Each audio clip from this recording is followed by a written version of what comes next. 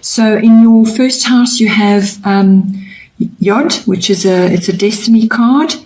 And the first house is everything to do with your body, your physical appearance, what you project outward to others, how you are perceived by others, how you influence others. And it's basically the self, internal and external, and your characteristics, your personality, all those sorts of aspects.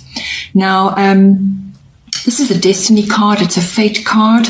So you may just be feeling at this time that you are having to go it alone, that you're actually having to dig for your own truth when it comes to perhaps how you are projecting yourself, or how you are making your way in the world, your path forward, how you want to be seen by others. You may just be feeling that you have to do some deep digging to actually pull out what is right for you. You're not going to get much advice and support from others. This is pretty much a going alone kind of an aspect. It can be a little bit stressful, and there's going to be quite a lot of tension because this aspect actually brings tension in. So you may just be feeling a little bit stressed at this time. It could also just be possibly about your actual physical body, or your vitality. You may just be feeling strained right now. And if it's your physical body that you're concerned about, there may be some physical issues which you need to address before you can move forward with power, to actually resolve issues and move forward. And it could be autoimmune issues, allergies, that kind of thing. So if it's a physical regime that you're perhaps undertaking, starting a new physical program of some sort, you may have to address certain things before you can move forward. And if it's perhaps a new undertaking that you want to do, a new physical regime, and you're just you just need to work it out for yourself, what's going to be right for you. Don't overdo it. Don't set yourself impossible standards, because you're already going to be feeling a little bit stressed in the situation. So don't aggravate it by being overly burdensome in what you need to do. But you're going to have to do your own research and do a little bit of self-reflection to work out how best to move forward. This is going to come back in again later on when we deal with relationships as well, because how you are projecting yourself outwards affects your relationships. It affects just about everything in your chart, but it's going to come in there.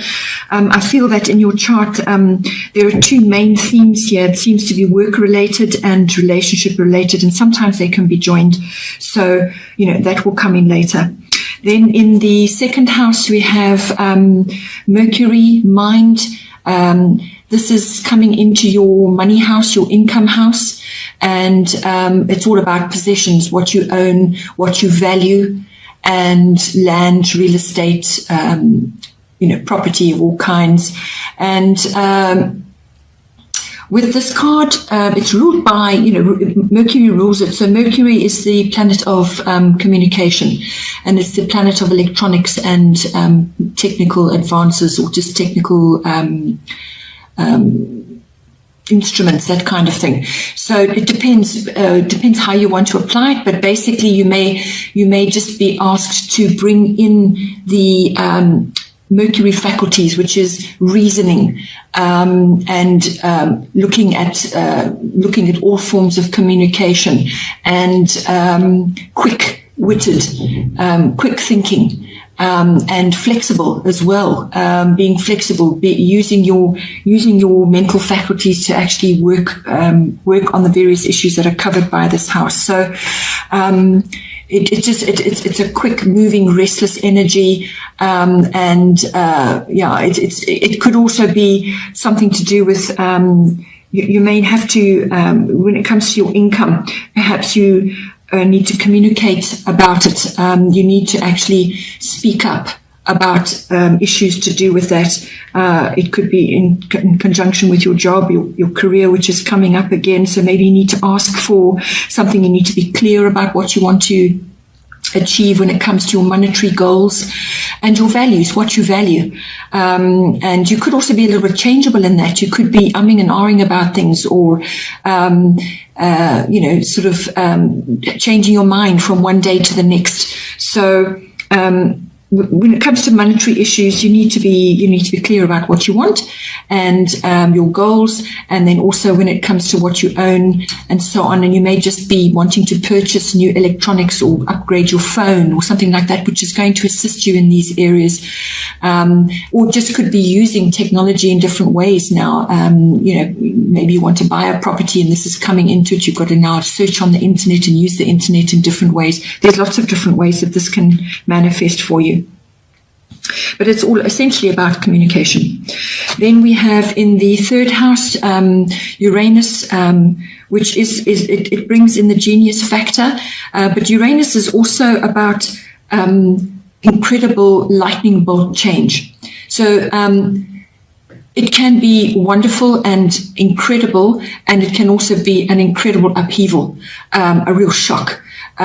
So when it comes to Uranus, you've got to look at it from all of those sides, and it's coming up in your third house, which is all to do with communication, and that's verbal, written, and your body language as well. How you are actually communicating on all levels with other people.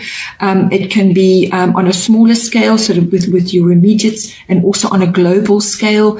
Perhaps you're being asked to now broaden your reach and what it is you're actually saying, because Uranus is a generational planet. So it's harnessing the genius within, and this often comes about through massive upheaval and change, a real shock. So try and approach any changes or upheavals that are occurring in this area of your life with care. And you may just feel at a loss initially, but always remember any of these planetary influences and especially with Uranus, that quick sudden change is to basically lever you out of some way of being and into a new way of being, because it's necessary. The change is necessary, it's required, and it's for the greater good. It's for your greater good. So it depends how heavily you are entrenched in your current way of doing things, how heavily you are invested in that, and perhaps ways that you've been so used to just working for you, they're not going to work for you anymore. You've now got to grow and change and actually adapt. And so that is what its ultimate aim is for you. It's an erratic energy. It can be very unconventional, eccentric, far-reaching, visionary. And it's also advanced tech. So when it comes to your communication, you're going to be using all of those aspects, or you're going to be asked to use all those aspects to get your message out quicker, faster, much more visionary. There's much more. It's bigger than you've ever, experienced before. And if you're moving in your career and changing something, this is going to be really relevant. It also, the third house also covers contracts of all kinds, legal contracts. So just be aware that you may have to bring your genius faculties into that. You're a water sign, so your primary base is feeling and intuition. So and sensing things. So you may be sensing something and need to act on it quickly, or a change will come about to force you to do that. Also, the third house deals with siblings, aunts, uncles. So you could be having some kind of event going down to do with them, and it centers around communication, or you may have to communicate. There's lots of ways that can come about. This third house also covers short journeys. So you may have to make an unexpected journey very quickly somewhere. This is not long distance. This is more local, sort of quicker journeys. It's also learning as well. And, you may have to, like I said, you may have to learn new tech. You may have to upgrade your learning skills. Then in the fourth house, we have Taurus. This is your fourth house, which deals with the home and your roots, your identity, your ethnic identity, your foundation that you came up out of in your life. And so Taurus is a very grounding, very stabilizing sign. So you could be experiencing that in your home life. It's also very earthy. So you may be wanting to improve your garden, spend more time in the garden. There's lots of ways that can apply, but it's also a building house. It's practical. It's methodical. It's stubborn. It's earthy. It's loves sensuality, loves a little bit of luxury. So you and comfort, nurturing, all of those lovely things. So you may want to, if you're changing your home, or you may just be stabilizing your home life or bringing something in which is going to bring you stability. But ensure that you make your castle, your home, your castle, where it's going to comfort and nurture you. It's a lovely, stable place. It feels safe and secure. You're going to need to do that because this is your foundation. So this is going to be the bedrock upon which everything else comes from. So if you are feeling stable and secure in your home, and it's stable and grounded, then that's going to give you a tremendous amount of security in all the other areas of your life. So it's a very important aspect. It could also be that you may need to bring a bit of artistic flair into your home, make it beautiful, and an enriching place for you to be. Yeah. Okay. Then we are now in the fifth house. We have Neptune. It does indicate sacrifice. It indicates many other things as well, which I'll now cover. Your fifth house is your house of creativity. It's your house of children, love affairs, romance, recreation of all kinds, sport, it can be yoga classes, whatever, and just having fun, or fun of all kinds. It's also gambling, if that's your thing. So now, in your fifth house, you've got Neptune appearing there. Yes, it can bring sacrifice in. So this could be either you are sacrificing for your children, or your children are going through some sort of phase which requires sacrifice, but you're going to be experiencing it in some way. And it could also be in a relationship, a love affair that is now starting, where you may have to do away with certain things in order to move the relationship forward, or just to work together it's the beginning stages of a relationship, of a love affair. So this is all about connecting. Neptune is all about connecting to your divinity, and it could be a divine partnership as well. So it's all about establishing that.